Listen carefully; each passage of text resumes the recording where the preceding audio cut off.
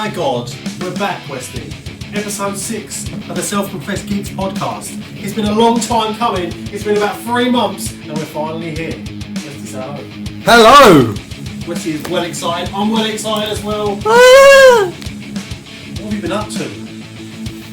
I have been up to bugger all.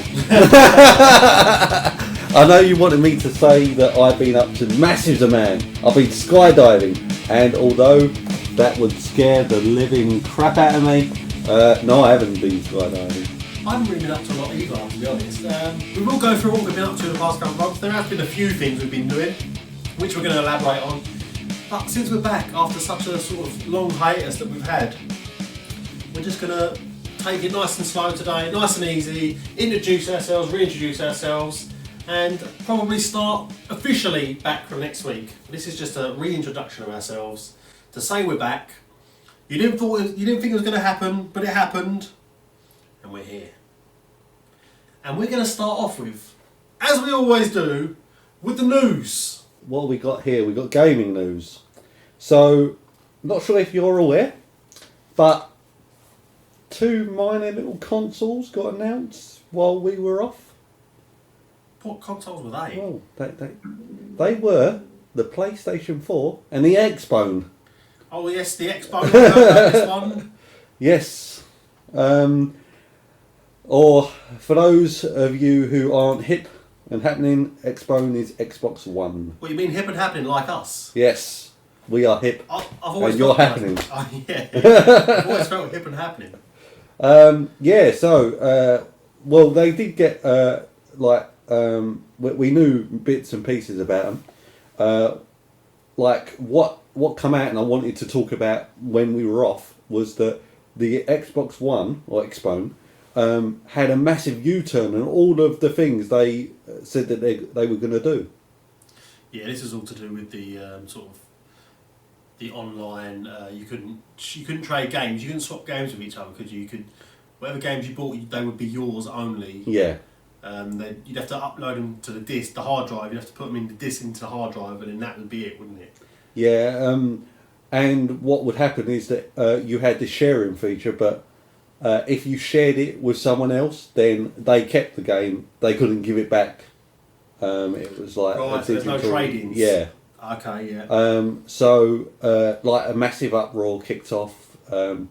People basically showed their opinion with their wallets, which is the right thing to do. And Microsoft, who obviously are the ones who make the Xbone, started to thought, oh, no one's buying a console. We best, stop doing all of the DRM stuff, which is to do with piracy, and we best just start selling consoles. So they you couldn't use the you had to have the camera installed, so that went in. So they installed the they said you can use the Xbox now, and you don't have to have the camera working. You can unplug the camera if you want, and they did a whole U-turn on a lot of stuff, including you were able to then trade in games as you usually done, and it works out the same as it pretty much does everything that the 360 has regarding piracy and stuff like that. You'll be able to trade in your games and do lend a game to a friend. So for example, if I wanted to lend you the latest Assassin's Creed game on the Xbox, I could do that now, whereas I wouldn't be able to before. Well, but that's where PlayStation got the upper hand. Yeah, they did, and I know I was specifically paying attention to Twitter, and everyone was getting so mad about it. Like you said, they went with their wallets, they went with their feet, as you could say, and they had to U-turn. They had no choice. And at the beginning, when I heard about all this stuff that was coming out, I didn't want to get an Xbox as well. I love Xbox. But I was thinking, no, I'm done with these people. They're not ripping me off anymore. Now they've made these U-turns, I'm probably going to get one, I'd say. I'm going to get an Xbox. I don't know about you. Well, I've never had an Xbox. The lineup for the original was not brilliant. It had Halo, and that was pretty much it. Although Halo was, I played it original on the original Xbox, it was okay. I played it again later on PC, and I didn't think it was that great. Then the 360 come along. By that stage, when I was able to get console, the PS3 sorry, was out, so I got that instead because I already was familiar with PlayStation. It seemed to have a better lot of titles, and I was more familiar, as I said, with it. That being said, it was a more expensive console, but it was better made. At that stage, you had all of the Red Ring of Death issues, which kind of put me off as well. Yeah. But I understand why people are now saying, yeah, I'm going to get an Xbone, but I feel that that's kind of going against your word, that for those who are going to go down that route, you've not really shown that, because Microsoft in their actual terms and conditions have said that they have the right to change anything they want. So they could put all of those restrictions back later on. They probably won't, because they know the backlash they'll get, but there's a possibility of that. Yeah. And fool me once, you're not going to fool me again. So that's why I am not going to go anywhere near that. And I strongly urge anyone else not to. But everyone has their own mind, and no one can change that. So, but the main reason I was bringing them up is because prices have been announced for them. So PS4 this time is coming down in it's the cheaper option this time, with at a price of £349. Nice. But that doesn't include the camera. Who wants the camera anyway? I don't, but at the end of the day, they wanted to originally introduce the camera because of all of these additional features that you can get, especially with the amount of different games you can play with motion controls. Xbone is slightly dearer at $429, but it does include the motion, the camera. So, and obviously, I believe that the Xbone has a stronger launch lineup. Yeah, looks that way. But later on down the line, in a few months' time, it looks like they to be evening out slightly in terms of what games are available. But at this early stage, it's too early to tell to say who's got the better lineup of games. Yeah, because there's not that many exclusive games that look that great on either console. Unless they're like produced sort of internally, say for example like Fable was produced by Microsoft Studios in the first place, you're not really going to get exclusive titles anymore, I don't think. I mean, they're still going to happen, like I say, unless they're internal. They want to, every company wants to broaden their horizons. They want as much money coming in as possible. So they're just going to, I mean, maybe Square Enix is probably the only, what word am I thinking? Not example. The only one that stand alone.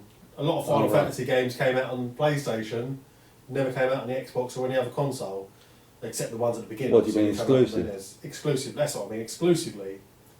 And apart from Final Fantasy 13, which came out on the Xbox as well. But usually, they just stick to one console. Generally, what I'm saying is that everyone wants to go on every console to maximise profits. Yeah, and there's nothing wrong with that.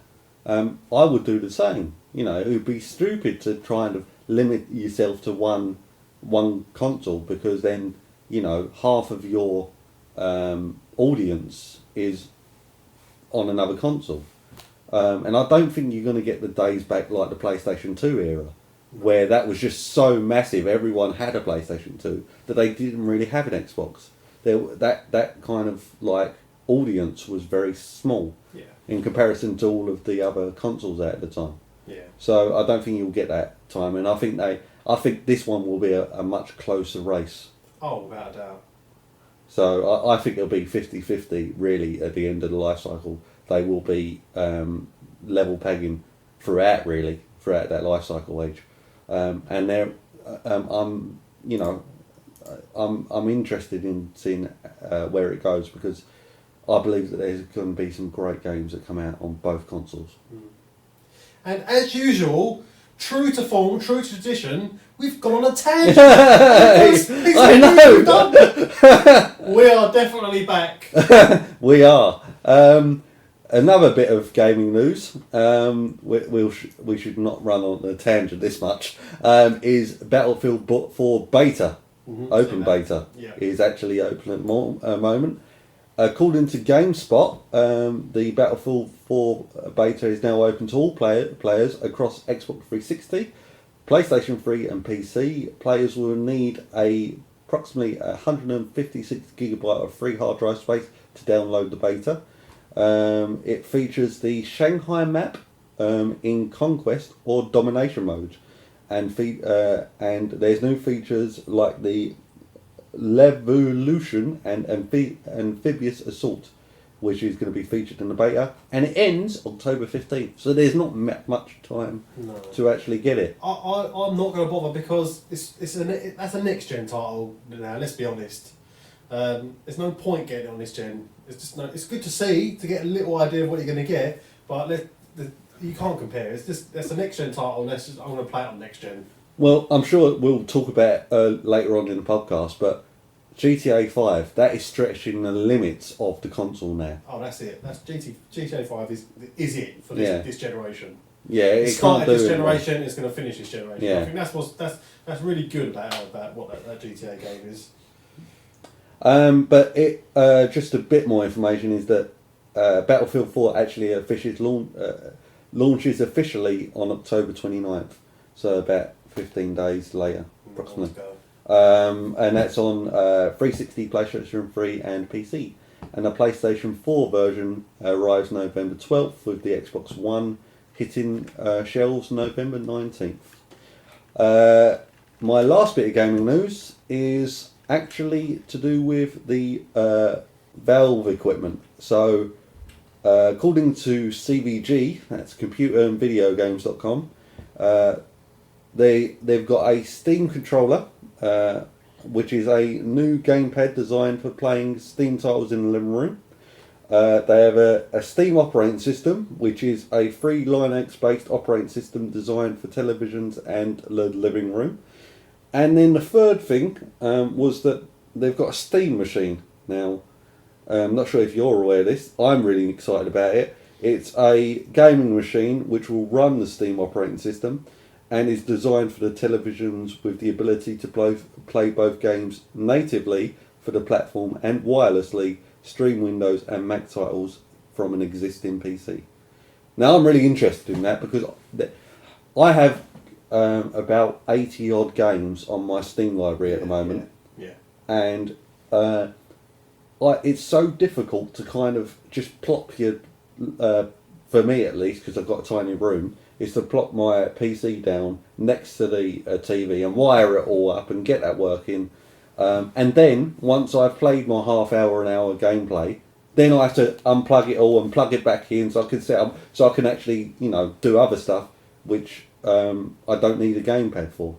Mm-hmm. So it's really interesting to what they're doing. It sounds like they're. I'm not entirely sure how they're going about it. Whether it'll be able to store all of your games inside, or whether it will be a streaming, like they said, a streaming box. Yeah. But it will be interesting what they do there. I just hope that if it is a streaming box, they keep the quality there, that it doesn't deteriorate. If it's Steam, I don't think they will. I think it'll be top notch stuff. But they are bringing out different versions as well of that, and the Steam open beta. The Steam beta for this. So there's 300 consoles going out to the all of the Steam people, and all you have to do is do various different things like join their community group and fill in a form and stuff like that. I've done all that, and I'm in amongst other, thousands of other players to get one of these Steam boxes, which will be a variety of like top end spec machine to low end spec. Yeah. So I don't know which one I'm going to get, but it'll be interesting. Yeah, definitely. And at least it gives me a little go. Now they did say that like they have the right to take it back off you. You might even be able to keep it. I don't know, but at least, you know, give me a try of what it's going to be like. That'd If good. I do get one. That'd be really good, yeah, get one. But that's my gaming news of the week. I did have loads and loads of spec details, but that'll bore the hell out of everyone. You can view all the spec details online now, I'm sure. I did read about, there were two things I read about. One, you could actually start sharing the games you've already got on Steam with people, not on the same PC. Yes. Which is good, because my sister likes to play Like family sharing that they're introducing. And so that'd be good for that. The other thing I saw was the new controller that they that looked shit, I must admit. The guy who created Super Meat Boy, I read he blogged about how he felt, obviously playing Super Meat Boy, which is really quite an intense game, for the reactions of a controller. He was quite vague about it, but he seemed to like it, but there seemed to obviously be a lot of issues, and he said he was really uncomfortable trying to play it, because where on the traditional controllers you'd have the thumbsticks, they're not actually there, are they? No, it's like a touchpad. Yeah, and the buttons are all over the place. You'll have to obviously Google it yourself if you really want to see it, but it looks weird. Obviously anything new is going to be weird to us, because we're really used to the PlayStation and Xbox controllers are pretty much the same next gen, aren't they? Yeah. Pretty much the same controller now, because that's the format to use. As long as we don't go back to the N64 controllers. Yeah, that was... ever. Yeah. You didn't know how to hold it. If you go back to that now, you don't know how to hold it. How the hell do I hold this thing? But yeah, so Steambox, it looks good. I am on the tech news this week, and I am bringing you, first of all, Snapchat. If anyone uses Snapchat, do you use Snapchat? No. I've heard about it, but I don't really know much about it. Snapchat's brilliant. You can either send a picture or a video, and you press on it, and it only lasts. If it's a video, you watch the video, and that's it. After you've watched it, it's gone forever. Right. Same as a picture. You only get up to 10 seconds to look at the picture, and then after that, it's gone. What's the point of that? It's just fun. We're doing it to mates. You do crazy pictures, and then it's 10 seconds, it's gone.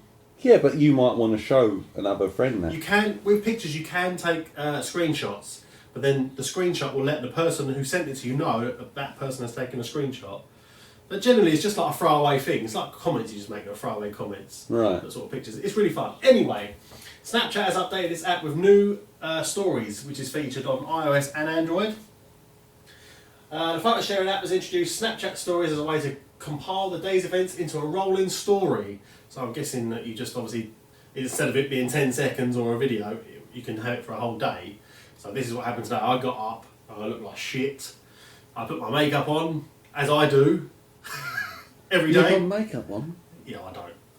But just for clarification purposes, I don't. I was being sarcastic. Oh, right. I was looking at my life for the portrayal of a female, which I won't do again. I would just sort of kind of think that I should back away to the wall and walk out the door.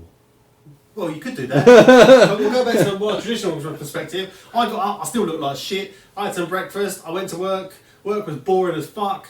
And you still look like shit. I still look like shit, yeah. A user's photo and video, snaps, along with any captions, can now be added into a 24-hour folder, creating a montage of the user's day, which is pretty much what I just said. Unlike regular messages, stories are viewable as many times as desired, while the user can continue to add to their folder. When an image or video reaches the 24-hour limit, it's gone. Instead of 10 seconds, it's gone. This is an interesting one. Microsoft are recycling old Hotmail and Outlook accounts. If you have not used your Outlook or Hotmail account for the last year, actually it's 270 days according to Microsoft, then someone else is going to start using their email address. But not as you, they're just going to use it, basically just wipe it and start again. So just beware anyone who has Hotmail or Outlook accounts that they haven't used for a long time. It might be best just to sign on, just to reactivate your account so it doesn't get deleted permanently and someone else starts using it.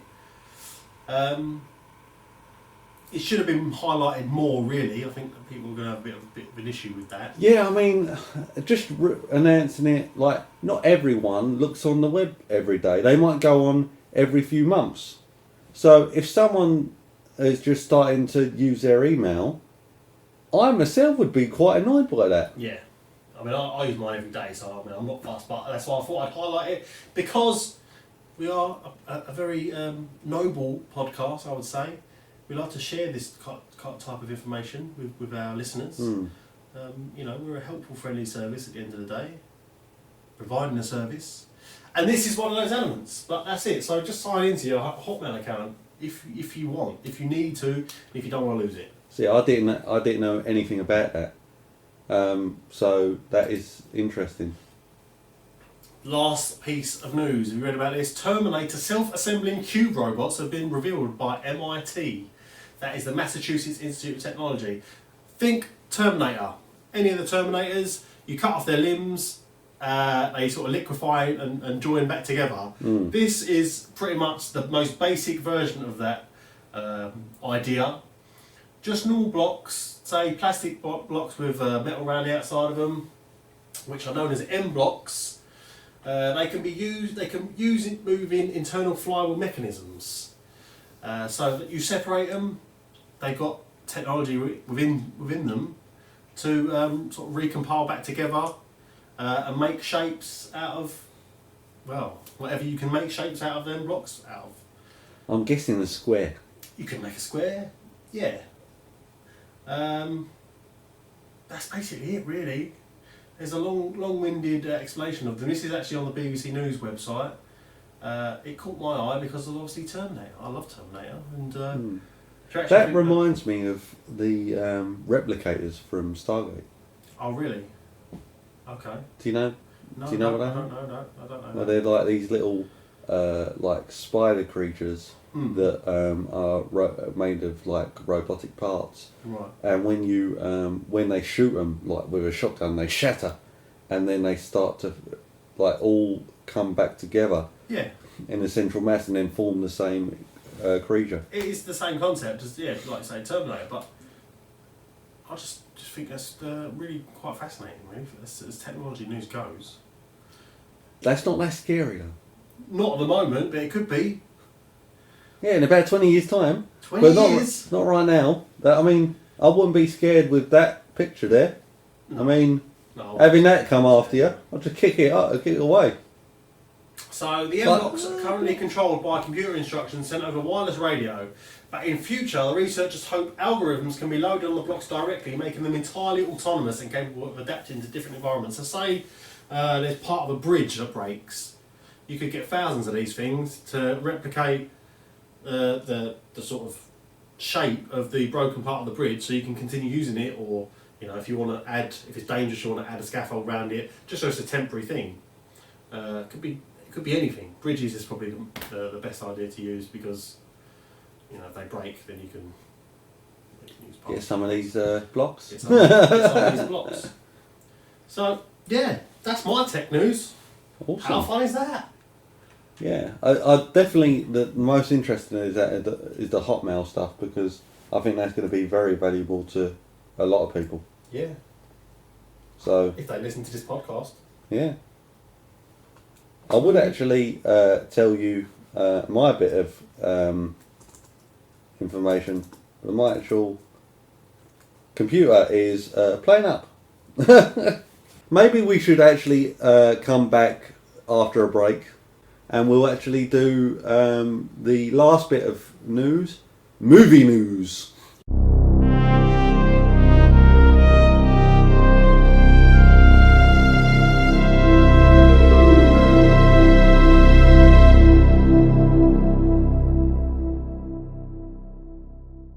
Alright, ladies and gentlemen, boys and girls, we just want to update you with our social situation, how you can get in contact with us, and how you can listen to our podcast in the various different ways. You can email us at selfconfessedgeeks1@gmail.com. Tweet us at SCG Podcast. We're on our Facebook page, Self Confessed Geeks, type it in the search bar. Ask.fm at SCG Podcast. And the way you can listen to us is on iTunes, Self Confessed Geeks, SoundCloud, Self Confessed Geeks, Stitcher, Self Confessed Geeks, and YouTube, Self Confessed Geeks 1. Don't forget to add the 1. For Gmail purposes, Google purposes, YouTube purposes, anything associated with Google, add the 1. SCG Podcast. With Paul and Steve. Thanks for listening.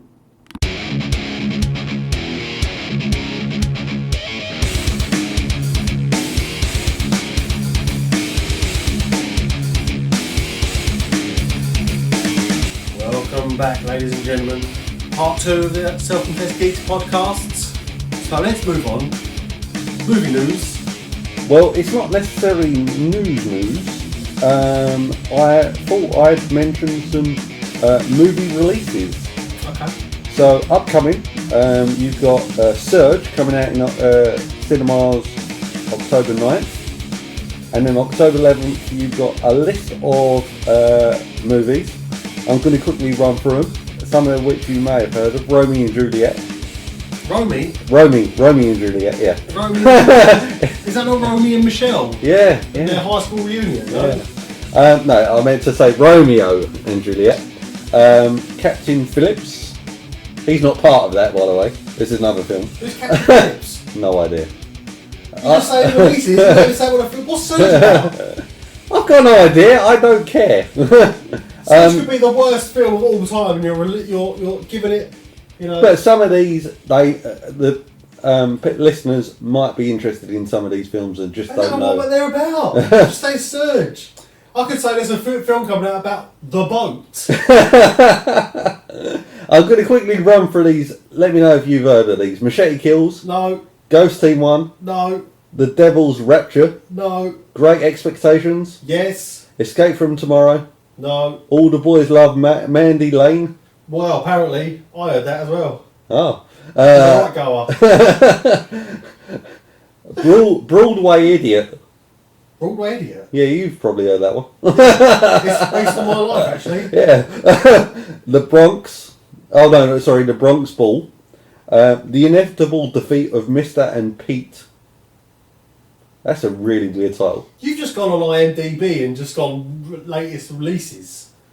No, I got this from somewhere, but I forgot where.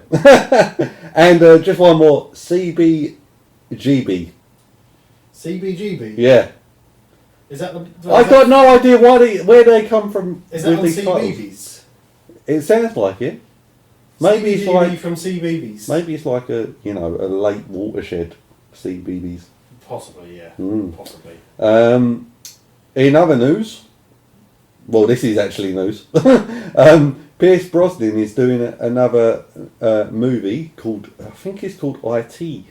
A quote from the Daily Telegraph says that he will be playing a successful book publisher who finds himself pitted against a young disgruntled IT consultant who is very tech savvy and uses that to threaten the author's family and livelihood. Ooh. And a quote from EmpireOnline.com they say it all sounds a little bit like an updated version of The Net. Now, I'm not sure if you've seen The Net, but that sounds Sandra Bullock, and it's all about I think she's a hacker. Okay. She does all tech savvy stuff. Right.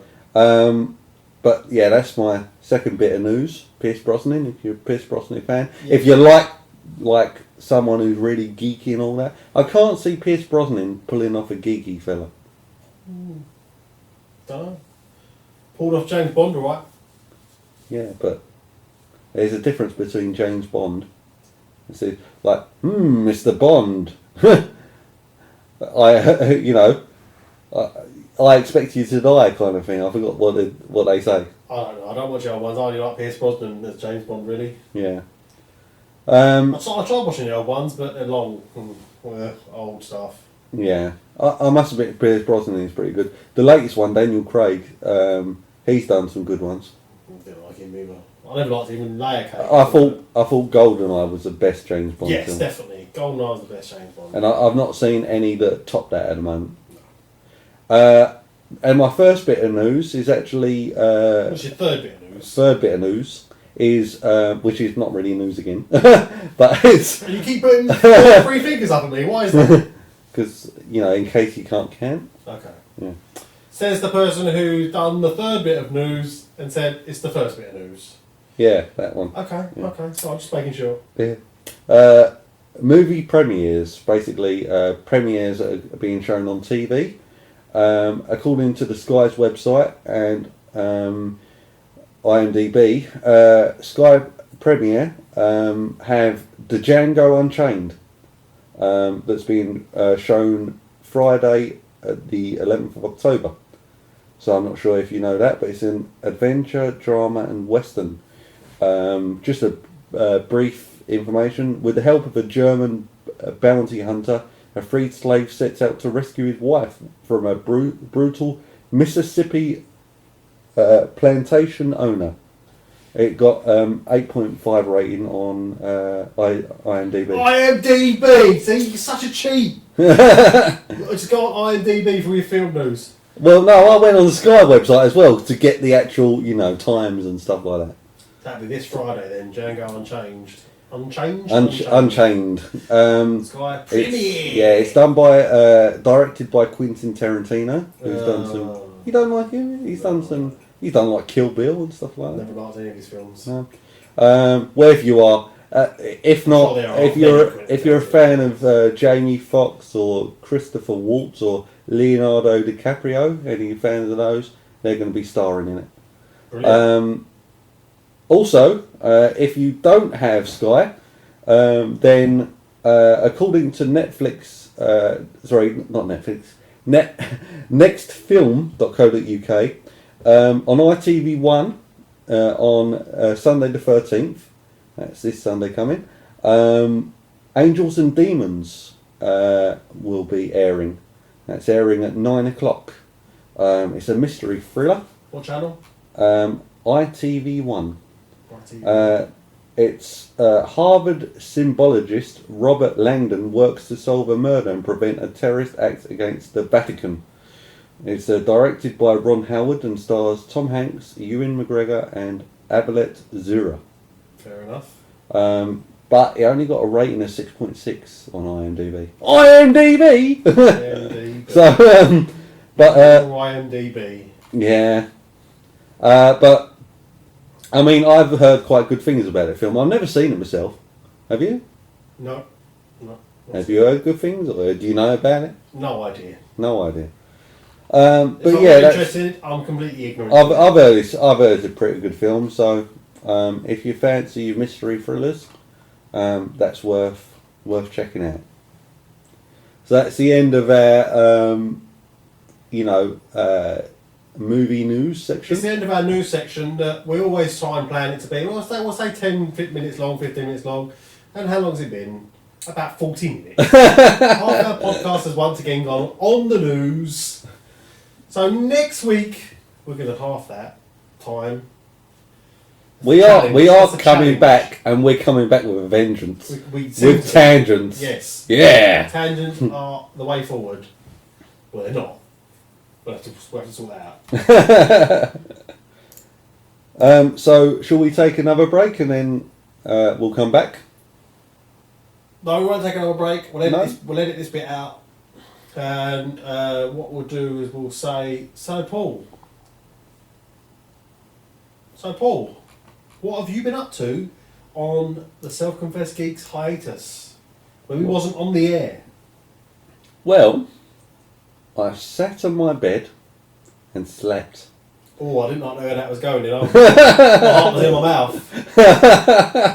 No, I must admit I've not been up to a massive load, but I've got a few games out of the way, and I know that you think that I only play League of Legends, and that's it. That's granted, I do play a lot of that. You're a glory hunter as well, I've heard. Eh? You are not a team player, you're a glory hunter as well. No, I do team play. Yeah. In fact, evidence has shown that you're not a team player and you are a glory hunter individually. Excuse me, you're referring to the Proper Naughty Game Time. Yes, our brothers at the Proper Naughty Game Time. Yeah, and they did a video where I think it was called Masters of MOBA, and they basically play MOBA games, and one of them was League of Legends, and I starred in it along with the people who run Proper Naughty Game Time. Well, Spencer and Elliot, who are known as I See Birdie, and Biggers Macus. That's it. Yeah. Basically, we'll cut to the chase here. Westy got absolutely brutalised by these two, even though he was playing individual and on his own and being a glory hunter.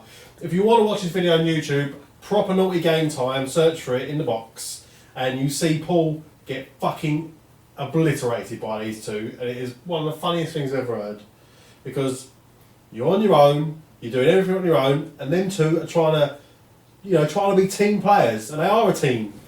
And there's you at the top, you're not even in the video, doing your own thing. Yeah, because there's two lanes, and what you do is, I was fighting against another person at the top. So, I can't exactly just run away and help them, because I'm fighting someone already. So, like an excuse. And I think I owned in that video, and the other two were a bit rubbish. Wow. We'll have to speak to them about that next time, the story on that one, I think. But apart from that, I have gone for a few other games. I say a few, it's a bit of a list. Bioshock 1. Because I bought... there's a great gaming website where there was a deal on this website called Green Man Gaming. Yeah, Green Man Gaming, I've heard of that. And they had Bioshock 1, Bioshock 2, Bioshock Infinite, which is number 3, and XCOM Enemy Unknown. All 4 games, and it was for £25 for PC, and it offered you all Steam codes for it. Bear in mind, at the same time, that Steam were doing XCOM Enemy Unknown and Bioshock Infinite for £35 at that same time individually. I got all of those for that price. I was like, oh my god, this is amazing. Now I could get it a lot cheaper because I've actually only played Bioshock 1, and now Bioshock Infinite is really cheap. Because everyone's bought it and played it, so they're thinking, oh no, we best lower the price so that those people who are stingy, like myself, will actually pick it up. So I probably could have saved money if I just got Bioshock 1, but I couldn't. It was just such a good deal at the time that I had to pick it up. And I don't feel ripped off, because I've heard nothing but great things about Bioshock Infinite. Have you played any of Bioshock games? No. Looks too scary for me. Never bothered. It's not... I don't like horrors. And it's not that scary. The only scary thing is there was once a guy who can teleport. And he turns into like a puff of red smoke, and then he appears by the side of you. And it was a bit like that. There's another horror game where you're putting up notices. I forgot what it's called. But you turn around and he's like a stick man, and he's just there right in front of you and stuff. So it was a bit like that. But other than that, it's not that scary. Jumpy? That was the only jump. That was the only jumpy bit throughout the entire game that I played. It's just you're going through this like underwater city with people who've gone mad, and that's pretty much it. And then you've got these big daddies, they're called, and they're just humans in massive armour that have been mentally changed to look after these girls who take out what's called plasmids, which is like this energy substance from the citizens, and it gives people powers and stuff. It's quite interesting. I'm looking forward to playing Bioshock 2, but when I play Bioshock 1, it is quite a big game, and then I wanted something different. So I tend to play different games. Like, once I complete a game, I'll go on to a completely different game. So I played that. I also completed Tomb Raider Legend, Anniversary, and Underworld. Have you played any of those? No. Have you played the Tomb Raider game? We discussed this in the last podcast. Do you not remember? No. I don't like playing female leads in games. So I won't play Tomb Raider. Oh, I don't understand that. No? No. Well. Fortunate for you. That's how it is. Other than that, I also went for Assassin's Creed 3 and completed that. Obviously I went on my massive tangent about that and how many, like, loads of stuff annoyed me about that game. And it's not as good as the others, and I'm not looking forward to Assassin's Creed 4. Although I did get to play it at Eurogamer, which I'll talk about later on. I've also been playing lots of League of Legends. Typical. Played a bit of Team Fortress 2. Please tell me you played that game. Oh, Team Fortress 2 is ridiculously stupid. I don't know how you It's play lots it. of fun. It's not fun at all. Oh. It's boring. With the same 6 characters or whatever it is, jumping around with flamethrowers and all that crap. Stupid guns. But do you play Call of Duty or anything like that? Yes. And what's that? You're running around with guns all the time. Yeah. Shooting each Stupid other. guns. But that's what makes it fun and crazy. You get all different manner of guns and weapons. No? No. No. No. You don't like COD? That's true. But, I mean, I do like... I don't like Battlefield. I used to play Counter-Strike. So I didn't put that on my list, but Counter-Strike Go I've played a bit of as well. Soldier of Fortune 2, that's the game. That's the best shooting game ever. Hated that. Well, there's a surprise. What else have you played? Borderlands 2. Yeah, okay. Have you played that? No, I haven't played Borderlands 2 either. Alright, well I completed that and I got all of the DLC for it. I say all of that, all of the campaign DLC. So, Captain Scarlet and their Pirate's Booty, Mr. Torg's Campaign of Carnage, Sir Hamlock's Big Game Hunt, and Tiny Tina's Assault and Dragon's Keep. I knew about all them DLCs, Westy. Knowledge I had about them. Yeah? And you didn't play any of them? No, I didn't. No, you Because I should was have. being sarcastic again. Well. Lowest form of wit. Get used to it. And then StarCraft 2? No. No, don't like that. Well, I played a bit of that online. XCOM Enemy Unknown, I completed that. Rubbish. You don't like strategy games then? Rubbish game. Oh. I love What? strategy games, it's not XCOM Enemy Unknown. That's a good strategy game. So, same as StarCraft 2 is a great strategy game. What strategy game do you play? I don't know, Westy. I'll have to think about it and get back to you. Final Fantasy 13. Yes! Well, no, it's only been out 3 years and you've only just completed it. Yeah, it did take a long time. I think I clocked up almost 100 hours. Yep, that's standard for a Final Fantasy game. And there's like I linked it on like Twitter as well. I see the picture. Yeah, like I was like, oh my god, this took so long, and I didn't even do. There's a lot of stuff you can do. Like there was a hidden boss that I found but I couldn't defeat, and I'm thinking I'm not putting another 50 hours to try and defeat all these bosses. No. I had enough. The worst Final Fantasy game ever. It is I think it's one of the worst. I think 12 is worse. Actually, 13 had a really... I couldn't understand the storyline for the life of me. I played for it for 100 hours, or, almost that. And I was like, what's going on? I don't understand what's gone on here. 90 hours in. And it was just very confusing. And... I don't know. I'm thinking of not playing Final Fantasy 13 too. You should play Final Fantasy 13 too because it makes up for it. Does it? Big time. Right. Okay. Definitely play Final Fantasy 13 too because Final Fantasy 13 was awful. Linear. Yeah. You couldn't go anywhere you wanted to unless you got to the open world bit on disc 4. So stupid, but Final Fantasy 13 too more than makes up for it. But does it have a storyline you can actually understand? Oh, And God, is it no. better? I didn't understand any of the story of any of it. I was still going to get the Lightning story, the new one that's going to come out in Right. January.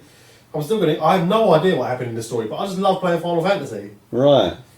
The story makes no sense. It's just so, what's going on? Yeah, battle. Walk around and find stuff and battle, that's all I wanted to do. Yeah. But there was an awesome cinematic scene right at the end of the game of Final Fantasy 13 where they go back to Cocoon. Yeah. And then there's like some kind of racing going on. And then they, the heroes turn up. Mm-hmm. And then like monster battles happen and stuff like that. And I'm thinking, oh my god, this is an amazing, set piece. So I was really impressed with that. But the rest of the game, I was a bit, it's not that great. Also, I've played a bit of The Witcher 2. I need to continue that. I've not really gotten past the opening area. I played a bit of SimCity 4, not SimCity 5, because it doesn't have currently the offline component. But they're thinking, did you know, They are thinking about doing it, yeah. they're thinking of introducing it. They think it's possible, which of course it is. Mm-hmm. They're just doing it because of the DRM. But no one's playing the bloody thing because it's got an online component that no one wants to use. I'm not playing it for not because of that reason. I'm not playing it because, well, I haven't played it for a few months, but there's only one. It's got motorways all around the city, all around the actual place that you do it, because you've got like 7 odd mini maps which you go on. Yeah. The mini maps are too small, and you only get one entrance and exit. So you get once you get a big city out of it, you get all the traffic going through one place. Yeah. And it's just so stupid. They need like say multiple exits and entries so they can come off the motorway and come into your city. Yeah. That's the only reason I haven't played it, and until they fix that, I'm not gonna bother. But I still love SimCity. I've got no one to play it with. That's why I don't play it, because I've got no one to play it with. If I had people to play it with, I would play it all the time. Or I'll play it a lot more than I have been. So. But they did say, because I was researching about it, is that they are obviously thinking about, or they are aiming to get an offline component, but they aren't going to let you increase the map size, because you're on a tiny small map, and they said that the actual system that they have in place, the infrastructure of the design of the game, doesn't allow it to have a bigger map. And they said that they will later down the line possibly be able to change the game structure to allow that, but at the time they can't do it. It's too much work probably. But I mean, I don't know what Maxis was thinking to begin with when they gave you these tiny little cities to work with. I don't know what they were thinking, being bought out by EA, but there you go. Yeah, everything that comes with EA, like for example, Dragon Age Origins, fantastic game. Then EA took it over. Then they brought out Dragon Age 2. Worst pile of crap ever, apparently. I've never not played it myself, but I have heard nothing but bad things about it. Yeah. And the only reason I want to play Dragon Age 2, or am thinking about it, is because Dragon Age 3 is coming out. And they're saying that they're planning on doing it more like Dragon Age 1 Origins. And I loved that game. I thought it was fantastic. But they're reintroducing some of the characters from Dragon Age 2. So I don't know any of those characters, so I kind of want to know who they are. But then I'm going to be introduced to a crappy game I've got to play for like 30 hours. Anything non-gaming that you've been up to over the course of the last 3 months? I watched some TV, so you've got it on your background, Sons of Anarchy. Oh, damn you, I was going to talk about that. How have you got into it? So I've completed all up to Series 4. I don't think Series 5's out at the moment. Oh, so you've been watching it on Netflix then? Yeah. Season 5, bit of news, is out on the 26th of October on Netflix. Right, 26th. That is awesome. It's out on DVD on the 22nd of October, Season 5. I, listen to the smugness in my voice, I am currently on Season 6, Episode 4. Wow. It's back out in America, and that's what we're up to. And I think Episode 5 is out in the early hours of tonight, which is Monday, so it'll be Tuesday morning. It'll be out, next episode, unless I'm thinking of the wrong day. I think it's actually Tuesday, so I'm chatting crap. But this week it'll be episode 6. So Episode 5. I feel really bad because you're far ahead of me. But yeah, well, you can talk about it then, because I don't want to give spoilers away unintentionally, because I have a habit of doing that. no, I just think it's really good. For those of you who don't know what Sons of Anarchy is, it's about a biker gang, and there's a lot of action involved in it, a lot of backstabbing, there's a scene like in one of the series where a woman gets raped, and then it's her trying to hide it from the people close to her because she doesn't want to affect the group. So she kind of hides it, and then there's this emotional thing. It's just a really good seasons. It's a very well written drama, very sophisticated for a sort of gritty drama of that nature, being about a biker gang, and I don't think there's really been a bad episode. It's one of the few shows I've watched and I think, if I could rewatch it again, because there are a few episodes of any series, you watch it again, you think this episode was actually terrible. I could watch them all again and think no. I mean, the only criticism I had of it is when they went to Ireland. Was that season 3?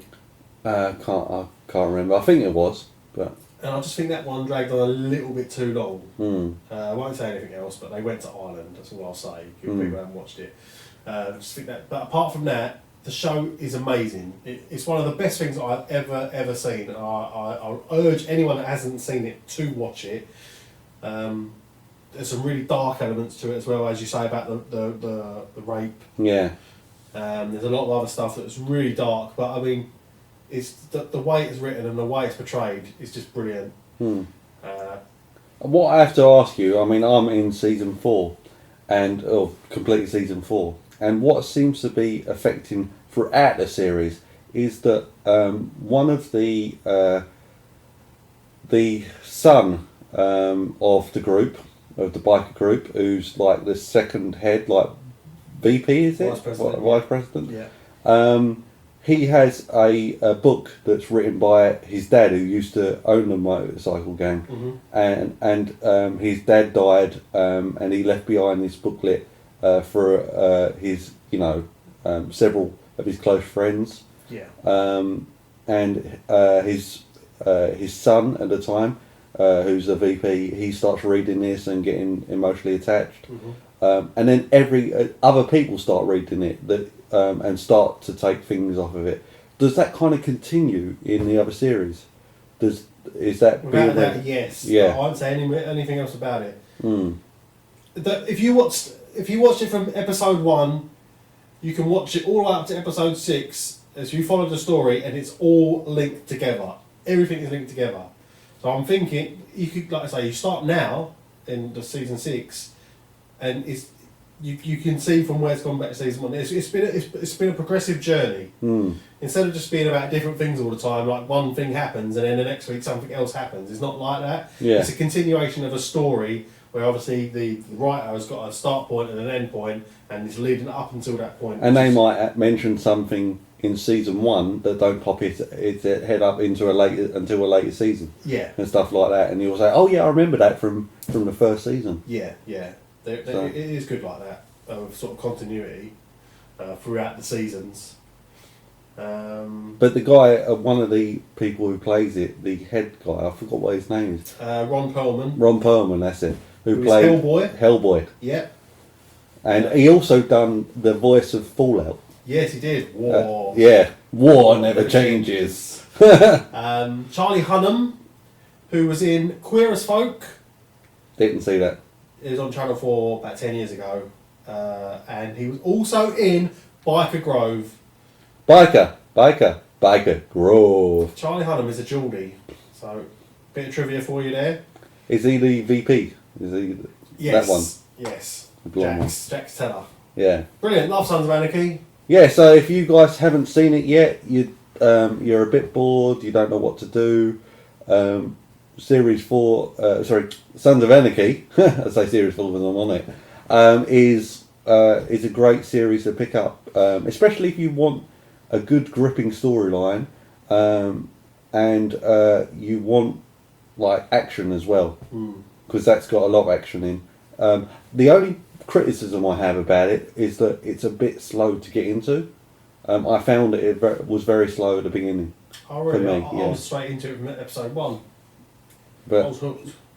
apart from that, I mean, during near the end podcast Game of Thrones series 3 was coming out and being aired. So of when we obviously was finished up episode 5. So I finished watching that and I thought it's fantastic again. Game of Thrones, loving the series. So I think it's probably the biggest budgeted TV series being made. at least in the UK. But is it being made in the UK? I think it was. No idea. Don't watch it. Yeah, I'm not entirely sure of that, so don't take my word for it. But it's got a great lineup of cast. I love the I don't know who the actor is, but the guy who's the midget in the film. Have you never seen the series? No. What's wrong with you? You need to look, honestly, you need to watch it, dude, because Game of Thrones is so fantastic. Look, have you got Netflix? No. Well, try and get the DVD series if you can, or lend it off someone. Fantastic series. I'm loving it. Apart from that, because I can't really chat to you about that one, as you've not seen it, is Naruto Shippuden. Excuse me? Naruto Shippuden. Bless you. It's an anime. So I like my anime. I've been watching that so far. It's the second, there's Naruto, which is where it's a young boy who's it's an action manga style, but in animated form, and it's got a lot of action, got a lot of humour, and the first Naruto is where he's growing up, and then Naruto Shippuden is where he was a 10-year-old, and now he's like a teenager kind of thing, and he's a bit more. He goes away and he comes back, and he's a bit more skilled, a bit more grown up, and it continues on. Fantastic series if you like action, and if you like your anime. Apart from that, I just watched My Hero. Have you seen that? No. It's a comedy. All of these I've been watching on Netflix mainly. Well, apart from Naruto and stuff. Code Geass, I've watched series 2 of, which is another anime. Stargate Atlantis, which you probably have heard of. I'm on series 5, season 5. I think that's the last season they made. Right. So I'm halfway through that. And I've been watching some movies as well. Superbad, 21 Jump Street, and Back to the Future 2. Good films. I loved. I weren't expecting a lot from. I watched Superbad, and then I saw I think Netflix gave me the option of seeing other films like it, and it suggested 21 Jump Street. So I looked at a trailer for it before I delved into it.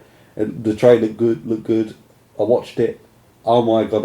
I laughed so hard. I thought it was brilliant. Lots of action. Lots of comedy. I thought it was really, really good. Apart from that, the only other things I've been doing is going out drinking. I've lost a bit of weight as well. Very good. Yeah, so lost about £10. That's good. So, that is good. And then I also went to Eurogamer recently.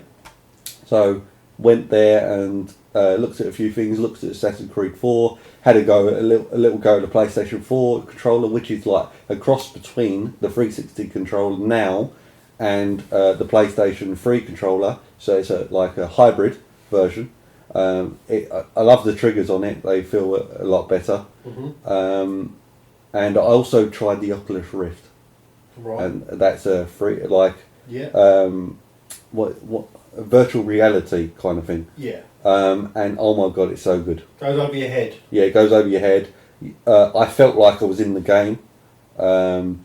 You are taken out of a bit because it don't go around the side, so you do see a screen still. But it felt when I moved my head and looked behind, I was playing like a fighter, war fighter game, in a cockpit of an airplane. I looked behind me and I could see behind me like the seat I was sitting on and stuff like that. So that was amazing. Other than Eurogamer, I also changed jobs at work. So I'm doing that now. New exciting thing, getting lots of good feedback from management and stuff like that. So that's good. Yeah. Going well then. Going well. Yeah. And other than that, I've been trying to learn Sony Vegas. I say trying. Utterly doing terrible. I can't learn that, but hopefully after this podcast you'll be able to teach me a bit about that. I'm a learns ya. Yeah. So what have you been up to? Wow. What haven't I been up to? More to the question. Not really. I have been up to Sons of Anarchy, as we've already discussed. I'm not sure where we were at the last time from episode 5, but I managed to buy a PlayStation. I got rid of my Xbox. I bought a PlayStation 3. Yeah. Got a couple of games for it. Decided PlayStation 3 is fucking shit. What? So traded it in and got an Xbox again. What games did you try? I bought Nino Nukoni. Nukoni, I never remember what it's called. It was quite a good game. It was like a fun sort of Japanese animation game. It's Is kind of that like a Pokemon with the dog or? Yeah, you had like sort of these painting Pokemon brushes? characters. Yeah, sort of thing. Like there's like Pokemon sort of characters that you built up, and it was a good game really. But I just Oh yeah, Nino Kuni. Yeah, that's an RPG, isn't it? yeah. I mean, I would still play it. I'd pick it up and play it if I still had it, but I don't. I bought Final Fantasy VIII, which is a pixelated mess because they need to HD it. Yeah. Um, Apparently they are doing an upscale I'll do version it, for yeah, PC. which is brilliant. I can't wait for that, but I couldn't play it on there. And I also bought FIFA again, which I'm so stupid. Hated FIFA 13. Bought it on the Xbox, got rid of it. Bought it on the PC, stupidly, and I bought it on the PlayStation. I bought the free What did you same think game. it was going to change from 360 to PlayStation? It wasn't. It's because I wanted to play with other people, and that was my biggest concern, or my biggest gripe from PlayStation from the beginning, and it ended up being its downfall in the end. Playing games with friends on PlayStation is atrocious. I missed the Xbox party chat. I missed playing games with my friends. I missed being able to press one button to join your friends and have a chat with them. I missed all that. You couldn't get any of that on PlayStation. The interface is awful. Xbox interface is amazing. And I was just like, you know what? I'm going back to Xbox. It's familiar. It's what I know. It's what I like. It's what I enjoy. That's where I'm going. The only thing that I have to say is that Nino Kuni I've heard great things about because it's a good RPG, but it does feel, it did look very childlike. Yeah. And that's the thing that I had gripes with, is that it's not an RPG. Like Final Fantasy 13, the way that the art style they went in is very more grown up. But Nino Kuni isn't. It's more child friendly. And that's an issue I had, is that I don't, I'm a grown up now, or at least I try to be, and I want to play, an older style game. I can see what you're saying. I don't think it took anything away from the game itself. I thought the game was still really good. I just couldn't give it the time it deserved, really, because I did enjoy it, but it was the PlayStation that done it for me. I just don't like PlayStation. Simple as that. And that's probably what's swinging me onto the next gen. Is that alright? I have to pay for a subscription. I have to pay for Xbox Gold, but I don't mind doing that. I don't mind doing that for the benefit it brings. I love the fact that you could pay for PlayStation Plus and download all the games. That's why I started playing XCOM Enemy Unknown. There's a few other games that I played as well that I enjoyed. It just wasn't the same. It's just I miss playing with friends. I don't like playing on my own. I always like playing with other people. Every now and again, it's fine. I like playing on my own, like, just to get away. But I preferably, I have to play with other people because it's just more of a laugh. And GTA 5, playing with my mates is just so funny. All you do is have a laugh and fuck about. What did you feel? How did you come to purchase those games? I mean, did you did you research a bit and find out what other games were available? With games, generally, if friends say it's good, I'll buy it or I'll have a look at it. I don't pay attention to, or if I'm interested in it myself, but generally I don't pay attention to reviews on what's that review website you go on? IGN? Metacritic. Metacritic is a combination of multiple reviews. Yeah. They give an overall review. Yeah, I'm not interested in all that. If my friends recommend something to me, I'll try it. That's what happened with Sons of Anarchy. But it was recommended to me, I tried it. I recommended before you got the PlayStation Uncharted. You never gave that a go. Do you know what? It was the first game I downloaded from PlayStation Plus. I never touched it. Don't know why, I just didn't touch it.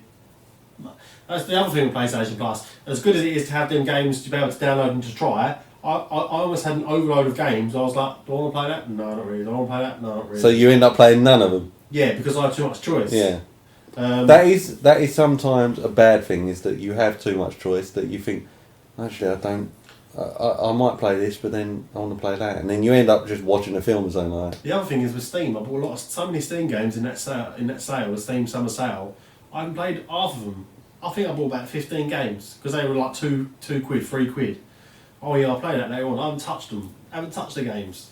And that's the thing. When you get an overload of games you haven't played, and unless it's a really standout game, then I don't bother. I'd rather go out. The thing is now we're in the winter period. Winter period for me is gaming time because the weather's crap. You don't want to go out. It's warm indoors, and you just want to sit in front of the console and PC and play games. That's all I want to do in the winter. Some months I'm out. I like to be out doing things. That's probably one of the main reasons why we didn't do the podcast, because I like to be out doing stuff, being more active. And now's the time I can maybe I'll get some time in the next few months and play some games on the Steam Summer Sale that I got. But apart from that, I bought a 3DS. Okay. I love it. Really? I absolutely adore my 3DS. I had Mario 3DS, which is brilliant. I didn't like it at first because it's weird. It's like Super Mario Super Mario 64 in it's sort of the 3D world, obviously, but the 3DS is more designed for 3D. Yeah. But it's the same as Mario 1. In fact, you've got a flagpole at the end of every level. Right, okay. So you've got a little bit of exploration, but it is pretty linear. You have to follow the level to the end. Yeah. And I thought this is kind of weird, and you've got the 8 level format that they do, so the 8 world format. Right. So you've got 5 levels in each world, 8 worlds. But the more I played it, the more I realised how intelligent it was, and how they really sort of it was intelligently made, and it was really ended up being quite addictive. And it's a traditional Mario game with a fresh twist, and I loved it. And after the 8 worlds, you get another 8 worlds, and the levels in that special 8 worlds is called special world. Ridiculously hard. So you've got a nice Mario playthrough in the first 8 worlds, second 8 worlds. Oh my god, stress! You don't want to throw the DS away. Stupid levels, but I completed it. So brilliant. I completed it the other day, in fact. Also got Donkey Kong 3DS. Which is just as good. It's like the SNES version, side scroller again, but for a 3D element, pushed out in front of your eyes. Love it. I've only got into the world 2 because I've been playing all my time on Mario. I also got Monster Hunter 3 because it was on sale, £17 on. I haven't played it though. People were playing that on Eurogamer as well, and they had competitions, and there was a thing where they're beating up this dragon and it's jumping about and stuff like that. I haven't played it. I bought it last week, so. Alright. But overall, I love my DS. I think it's a brilliant little thing to have. I take it with me everywhere. Whenever I'm not doing anything for half hour, or I'm waiting for someone or something, I just stick my DS, get my DS out, and just have a little play about it. It's just fun. Well, at least you're getting your DS out and not anything else. Yes, quite. That's right. Do you do the? You have 10 people who come up to you and it registers the DS is closed, and then you say, yeah, I want to be your friend, or something. No, I works along those haven't lines. done that because I don't like to have it on the internet on while I'm out and about. If it ever come to it, I probably would, but I've got Pokemon on there as well. I've got Pokemon Platinum, which is not very good. Every encounter you have with a wild Pokemon is a bloody Zubat. I mean, oh my god, I'm not a fan of Pokemon Platinum. Just don't even get me started. I've gone off that. So, apart from Pokemon, what else have you been up to? Well, TV show wise, Revolution.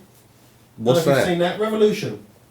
What happens is the power goes out all across the world. No power anywhere for anything. Cars, everything's gone. Can't fly. And it's set 15 years after the blackout. It's called the blackout. So, created by J.J. Abrams, Jon Favreau, and Eric Kripke. Okay, and who are they? Or J.J. what are they known for? J.J. Abrams, Lost, Star Trek, recent Star Trek films. Jon Favreau has been a director of a lot of stuff. I can't remember off the top of my head. He was also the bodyguard in most recent Iron Man film. Don't know if you've seen that. I haven't seen that, I must admit. And Eric Kripke was he done something else. I can't think off the top of my head what it was. Well, at least I've heard of Star Trek and I've heard of Lost. Yeah, brilliant show. First season, we're on the second season now. It's just begun in America, and I'll be watching that. The premise is about finding out what happened. Why is there no electricity? There's these pendants that people seem to have, but they don't know what it contains. Power, but they don't know that it contains power. But the premise of the show is a lot about family and togetherness. the sort of the stuff they get up to on this journey, and the growth that the characters all develop. So what happens? The light, like the electrics go out. Is it set when the electrics go out, or It's set 15 years after. 15 years after. and it's that's set. when the series picks up from? Yes, and obviously in that time, what they've done is they've given themselves a lot of time to go flashbacks. To obviously, what happened to the people before the blackout, what happened in the first few years after the blackout, how they've become the person they were to the person they are now. Obviously, J.J. using a flashback technique. Does that Too good. work out quite Yeah, well? it does. Yeah, flashbacks are great because they always give you more of a character. Development. Yeah, more of a background of the character, what they were like then, what they were like now. So there was that, and another show I was suggested to by a friend was Under the Dome. Okay, I've heard about that. It's basically, from what I understand, it's you imagine this invisible dome, as it were, which is plonked over a city. Yep. And then it's just them living out their lives underneath this invisible dome, which when they walk up to it, they basically walk into it and knock their heads, and they can't get out, and they can't find a way to escape. Is there any more to it than that? Well, it's loosely based on a novel by Stephen King, under the same name, Under the Dome. So is it like, I only know Stephen King to do horrors? Yeah, it's not a horror. It's PG. Let's say it's PG. It's bit supernatural. We're still trying to discover what the dome is, why the dome's there. But again, it's more about the characters. One character in particular, Big Jim Rennie, who's ended up becoming the mayor of the town, and he's just so underhanded, conniving, evil character, but he's just so good. He has to be in the show. He's an evil character, but he has to be in the show. He's so good.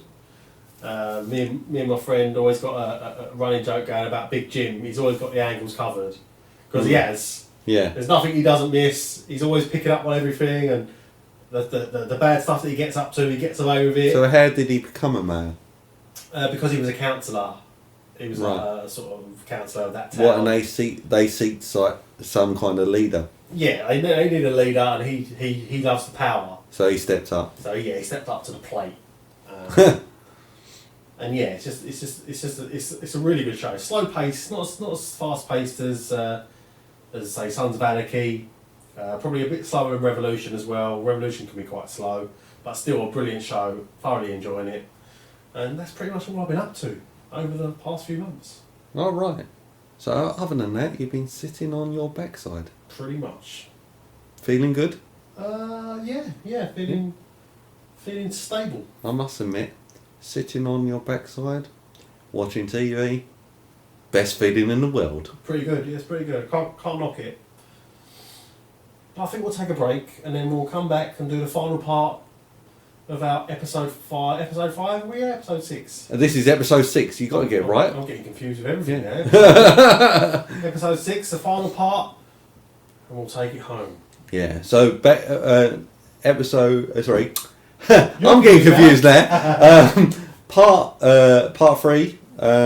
We'll come back and we'll do app of the week and deal of the week and a roundup. Yep, definitely. We'll be back soon. The Self-Confessed Geeks just want to take this opportunity to promote our brothers at the Proper Naughty Gamers. They are on Facebook, The Real PNGT. They're also on YouTube, doing some great YouTube videos, Final Fantasy VII playthroughs, Hotline Miami, generally new games that come through. The Icy Birdie and Biggest Macus are experimenting, trying, reviewing, for your pleasure, for your viewing and listening pleasure. Check them out. They're a good laugh. So for mature audiences out there that love games, love seeing gaming videos, check out Proper Naughty Game Time.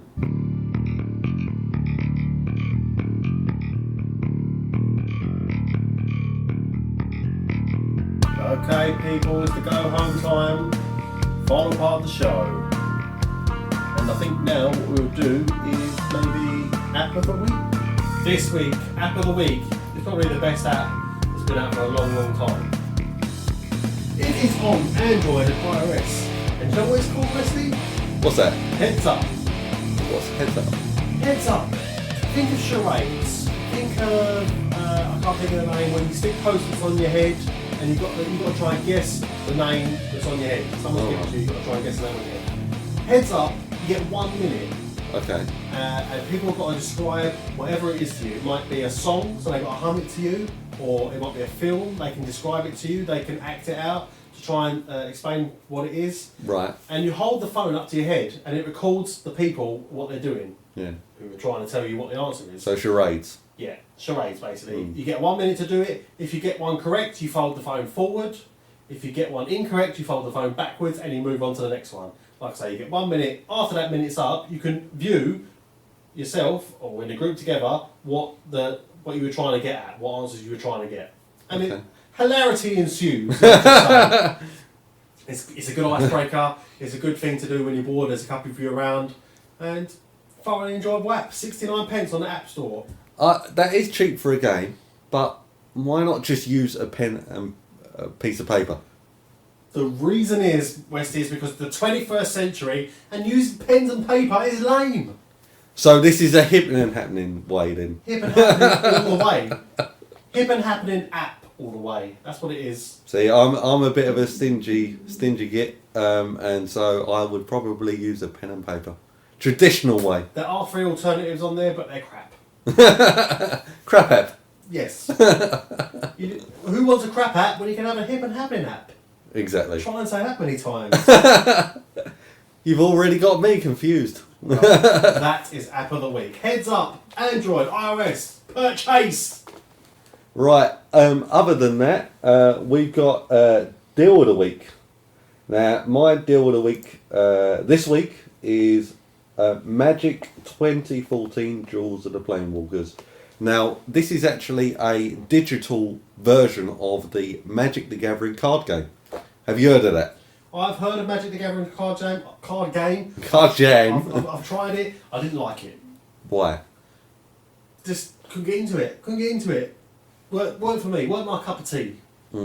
Well, me and the boys over at Proper Naughty Game Time are actually going to be starting our own, collecting the cards. Mm-hmm. So I'm going to get what's called an intro deck, which is a full deck of 60 cards. And we'll be playing amongst ourselves. I've never played one of those card games before. But to be honest, it doesn't look that interesting to me. But I thought I'd give it a go because, as you know, with me, people suggest stuff to me all the time, and I go, "No, I'll just play League of Legends." Wow, I never thought that. I know, it surprises you, but it does. I'm baffled by that. It's really taken me aback, Paz. So I thought I'd give it a go. This digital version is going to be a lot cheaper. The card game, like once you collect all the cards, you can go into literally the hundreds. Mm-hmm. There's cards out there. One card which will set you back about 2-3 grand. Oh my god. Yeah. So there are some exclusive cards out there, but it's quite popular. Mm-hmm. It's quite popular, yeah. Across the world. So I'm going to give it a go.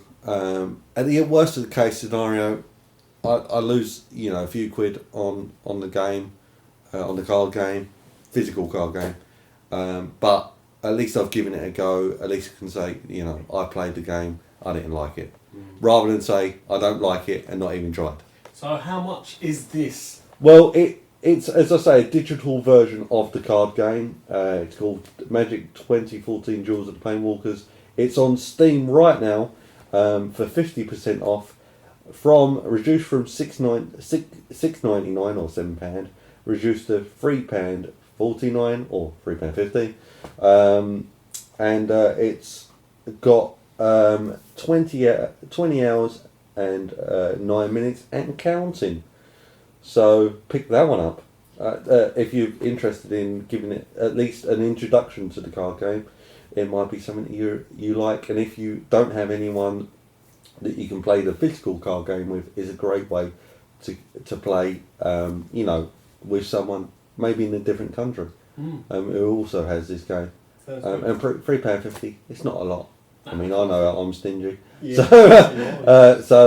But you know, if you want to go, it's it's on there for 20 hours, 9 minutes, and counting, as I say.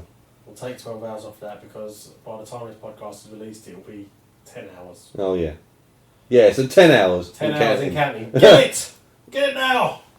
But I think that's it. Like, it's been an emotional journey.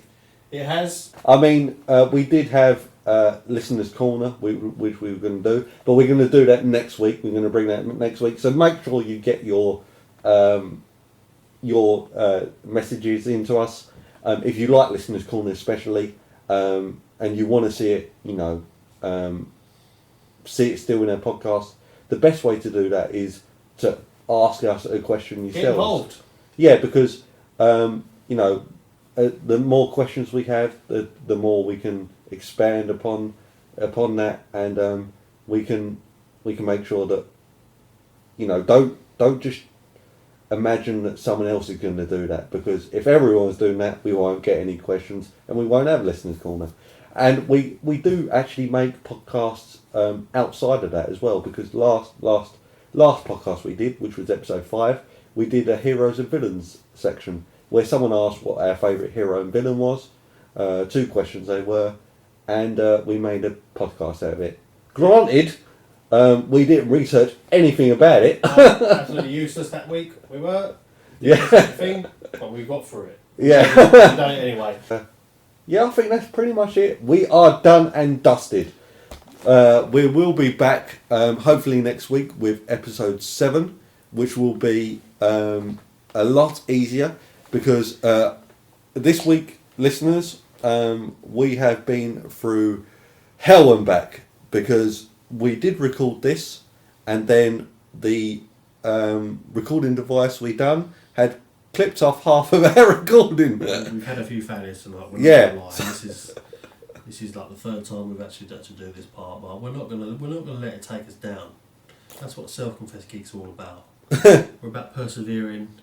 We're about getting through the hard times and staying strong, staying focused, and keeping you entertained as best we possibly can. So yeah, I must admit, it's been enjoyable, but not the 3rd time around. We did do it 3 times. I actually just want to sleep now. So until next week, everyone. I hope you enjoyed this podcast. We'll Yeah, be back stronger. I bet you're gonna sleep, then wake up and play some GTA I'm going to 5. play GTA 5 as soon as Wesley's out the door. I'm going to boot him out the door. I'm going to boot him out of my house so I can play GTA 5. And I must admit, I'm gonna play some of that, but not until tomorrow. Okay, because Wesley needs to go to bed because he's got to work in the morning. Yeah, And it's very late now. yeah. But until next week, everyone, thanks for listening. Yeah, bye! Bye-bye.